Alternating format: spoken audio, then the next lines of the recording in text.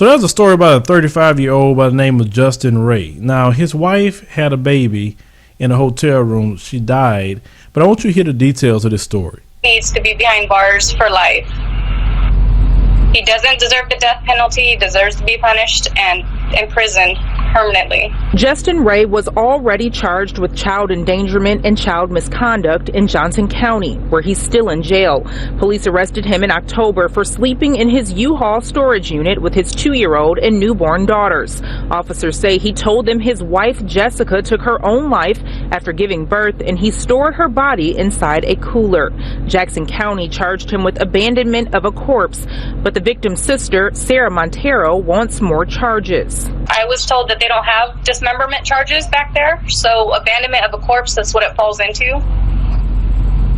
But I even asked, how is it, he tried fleeing with her cut up corpse. How is that not a charge? Court documents say Ray dismembered his wife in a hotel room 2 days after she died, while his toddler and newborn were in the room. Montero says the saddest part is knowing her nieces had to see that. I'm asking anyone that had seen or spoke to my sister prior to her death, of course, and seen any kind of violent or verbal abuse, physical abuse, anything like that, or even if my sister seemed scared.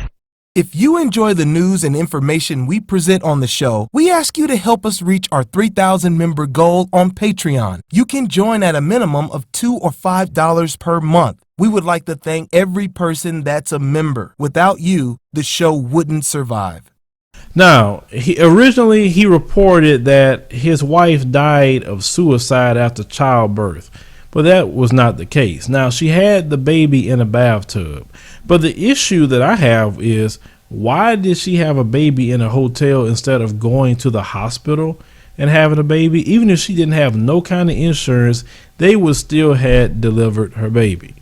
Now, the guy, he was charged with abandoning a corpse and endangering the welfare of a child. Now, he was in the hotel room where they had the baby.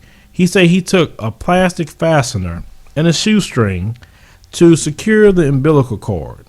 Now, when the wife died, he took pictures with his wife and kids together. He spent 2 days with her body, Friday and Saturday, before dismembering her, the wife, and then taking her body in a cooler to the storage facility in Lenexa.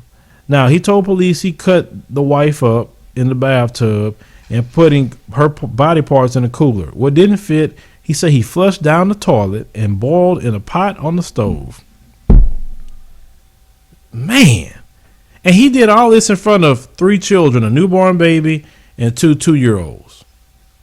Now, police was tipped off about Ray after the U-Haul storage facility contacted them, said he was suspiciously talking about his wife dying while giving birth to their newborn. Then they say the police found him in the storage facility, and he told them that his wife had died from suicide after giving birth. Now, the police, like I say, found out the true story, arrested him, and he said he went before a judge, and he was, as we read the charges, and he screamed out in court that his rights were being violated. He was denied that his children were living in the storage unit, and he also yelled that he is not mentally unstable. That's a lie from the pit of hell. So the prosecutors requested a $100,000 cash bond, and he remains in custody in Johnson County. So he can't spend $10,000 and get out. He has to come up with a whole $100,000, which I don't see that happening. But this guy is definitely demented and savage to do something like that. There's no excuse for that. But these are the stories, once again, ladies and gentlemen, that they hide from you. They don't tell you this. A lot of these stories happen right underneath your nose. Now, these children, the good part about it is they are extremely young, and they may not, well, definitely the newborn won't, but the 2-year-olds probably won't remember any of those scenes or what happened, except their mommy is not here anymore. But I hope those kids can get through, life and make something good of themselves, because just to know that your father did that sort of thing, it just wouldn't really sit well with most people. But leave me a comment, let me know what you think about this particular story. Share the video on your social media pages, like the commentary, also subscribe, and make sure you click the notification bell. That way you find out when we post new news stories.